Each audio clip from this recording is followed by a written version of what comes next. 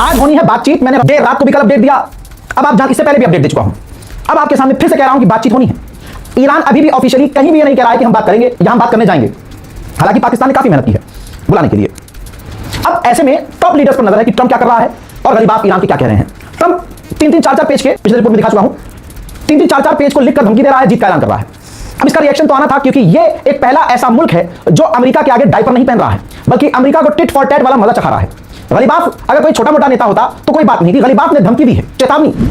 ये देखिए, काफी लंबा समय लेने के बाद उन्होंने पोस्ट किया, मोहम्मद गलीबाफ, पूरा नाम है मोहम्मद बाकर गलीबाफ, ये ईरान के पार्लियामेंट के स्पीकर हैं। साफ कहा है कि ट्रंप ने जो पाबंदियां लगाई हैं, जो घेराबंदी की है, उसे वो घेराबंदी लगाकर सोच रहा है, युद्ध विराम को बेकार करके, जो सीज फायर है उसको खराब करके सोच रहे हैं कि वो बातचीत की मेज पर हम आएंगे और सरेंडर कर देंगे, या फिर वो जंग भड़काने का बहाना ढूंढ लेंगे। हम धमकी के साए में बातचीत नहीं करते। ये ईरान ने साफ कर दिया है, गलीबाफ ने साफ कर दिया है कि हम धमकी के साए में बातचीत नहीं करते। पिछले 2 हफ्तों में हमने जंग के मैदान में, ये लाइन ध्यान से सुनिएगा, सबसे इंपॉर्टेंट है, पिछले 2 हफ्ते में हमने जंग के मैदान में अपने नए पत्ते दिखाने की पूरी तैयारी कर ली है। अल्लाह अकबर, अल्लाह अकबर, अल्लाह अकबर। अब ये सीधा पैगाम है जितने भी ईरान की खबर पर नजर रख रहे हैं, ये ईरान का फाइनल स्टेटमेंट है बातचीत से पहले। अल्लाह जाने ईरान की डेलीगेशन जाएगी नहीं जाएगी, वो तमाम चीजें बात की बात है।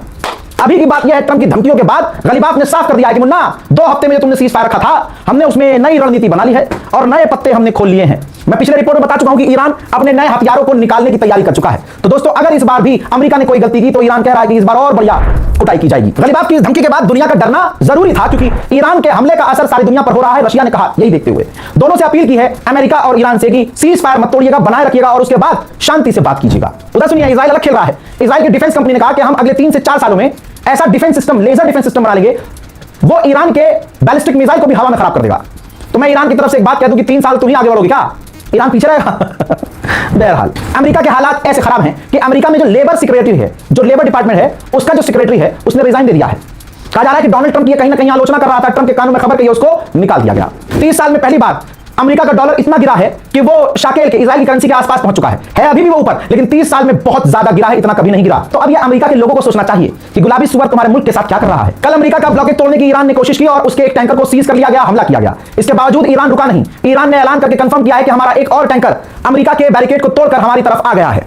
जाहिर सी बात है, दूसरी बार अगर दोबारा अमेरिका हमला करता तो ईरान ने जैसे युद्धपोत को टारगेट किया था अमेरिका के, ऐसे ही ईरान फिर कुछ करता और एक बार फिर से जंग शुरू हो जाती और अमेरिका की कुटैया अच्छे से होती। उधर जो ईरान ने स्ट्रेट ऑफ हॉर्मुज में अपना शिकंजा जमाया है, बताया है कि पिछले 24 घंटे के अंदर सिर्फ 3 टैंकर निकले हैं, वो भी हमारी इजाजत से। इराक का लड़ाकू संगठन ईरान की प्रॉक्सी, जिसने ऐलान किया है, ये रहा उनका स्टेटमेंट, कहा है कि अगर ईरान पर दोबारा हमला किया तो हम अमेरिका के ठिकानों पर ऐसा हमला करेंगे जैसा अभी तक हमने किया ही नहीं था। अभी फिल्म बाकी है। मेरे दोस्तों, एक बड़ा अपडेट है, 40 इजरायली लोग रशिया पहुंचे, उन्हें रशिया के एयरपोर्ट पर रूस ने गिरफ्तार कर लिया। क्यों? क्योंकि उनका संबंध इजराइल और ईरान की जंग में था। ईरान के खिलाफ उन्होंने कई सारे कांड किए थे। रशिया नहीं चाहता था कि ईरान का नुकसान करने वाला उनकी जमीन पर कदम रखे। भैया, गिरफ्तार कर लिया गया। इजराइल की गवर्नमेंट में हड़कंप मचा। इजराइल की एम्बेसी ने खुद बीच में अपने आप को डाला, तब जाकर काफी मशक्कत के बाद उन इजरायलियों को रिहा किया गया और उन्हें वापस इजराइल भेजा गया।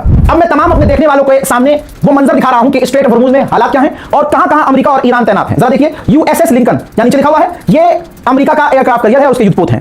स्ट्रेट ऑफ हॉर्मुज के अंदर की तरफ कोई नहीं है अमेरिका का, वहां स्ट्रेट ऑफ हॉर्मुज लिखा हुआ है, वहां ईरान ने ब्लॉकेज किया हुआ है। अरबियन सागर में अमेरिका तैनात है, अरबियन सागर में अमेरिका तैनात है। आगे ईरान के बिल्कुल करीब अमेरिका नहीं है, काफी दूर है। वहीं इजराइल ने आदत है उसकी, हैवान है, गाजा पर हमला किया, दोबारा से 2 लोग मारे गए हैं और अब उसके हमले गाजा पर दिन प्रतिदिन शुरू हो चुके हैं। आजाद गाजा के अंदर इंडोनेशिया का एक अस्पताल था जिसे इजराइल ने तबाह कर दिया था। अब उसकी इमारत पर इजराइल ने अपना झंडा लगा दिया है, अपना इंडिपेंडेंस डे सेलिब्रेट करने के लिए। आजाद यूरोपीय यूनियन ने बड़ा कदम उठाया है। यूरोपीय यूनियन ने इजराइल की निंदा की है, जो वेस्ट बैंक में उसने भारी मात्रा में, ज्यादा तादाद में सेटलमेंट का ऐलान किया है। अब जर्मनी का घटियापन देखिए, गाजा के बच्चों की तस्वीर लेकर एक व्यक्ति जर्मनी में इजराइल के खिलाफ प्रदर्शन कर रहा था, जर्मनी पुलिस ने उसे गिरफ्तार कर लिया। इजराइल दोगला है, इजराइल शैतान है, इजराइल अंदर बाहर दोनों तरफ से शैतान है। आपको यह तस्वीर याद है जहां जीसस क्राइस्ट की मूर्ति को तोड़ते हुए इजरायली सैनिक को देखा गया, पूरी दुनिया में ईसाई समुदाय भड़क गए, अमेरिका को गालियां पड़ने लगी कि तुम्हारे दोस्त ये कर रहा है। इसका मतलब दूसरे लोग जो कहते हैं, अरब मुसलमान जो कहते हैं, सही कहते हैं इजराइल के बारे में। नेतन्याहू पे प्रेशर बना, नेतन्याहू ने अपने अकाउंट से इसका विरोध किया, हां जी ये गलत है और हम इन्वेस्टिगेशन लॉन्च कर रहे हैं। कुछ ही घंटों के अंदर वो सैनिक पहचान में आ गया, दोनों सैनिक जो वीडियो बना रहा था और जो सैनिक की काम कर रहा था,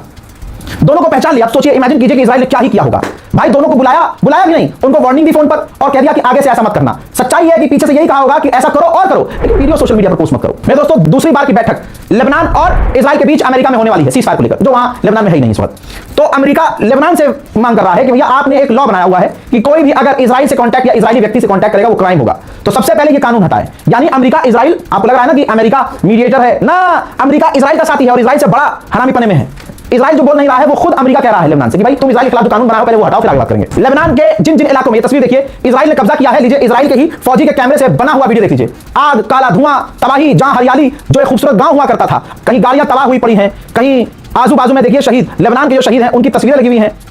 इलाके में आग लगी हुई है, दुकानें मकान जला दिए गए हैं, आबादी मिटा दी गई है, इजराइल के टैंक वहां मौजूद हैं, बमबारियां हो रही हैं, जमीन से आसमान तक से धुआं ही धुआं है। सोचिए लेबनान के अंदर 2387 आम लोगों को इजराइल कत्ल कर चुका है। और आपको पता है ना, मेजर गौरव आर्या, कद्दू का नकली मेजर गौरव आर्या, उसको मुसलमानों के नरसंहार में इतना मजा आता है कि उसने इजराइल को अपना सगा भाई बताया है। ये दुनिया जवाब दे और सोचे कि भाई इसकी अम्मा वहां जाती थी या नेतन्याहू को यहां बुलाता था अपने अम्मा के कमरे में, हमें नहीं पता। सगा भाई कैसे हो गया? उसने नेशनल टीवी पर ऐलान किया तो भाई होगा। घोप घोप की जिंदगी उनकी है ही, जिंदगी झंडा फिर भी घमंड बा। अब सोचिए ऐसे नरसंहार करने वाले देश का समर्थक, देश छोड़िए उस काम यानी जिस काम को नरसंहार कहा जाता है, मेजर गौरव आर्या उसका समर्थक है। और भारत का मुसलमान सोच रहा है कि नहीं यार, कहीं ना कहीं तो हमारे लिए इंसाफ करेंगे। जब ये फौज में रहा होगा मेजर गौरव आर्या, तो इसने सोचिए उस पद का गलत इस्तेमाल मुसलमानों के खिलाफ कितना किया होगा। इस रिपोर्ट को शेयर कीजिएगा, मेरे लिए दुआ जरूर कीजिएगा, अपनी राय कमेंट सेक्शन में जरूर लिखिए। चैनल को सब्सक्राइब कीजिए। जय हिंद।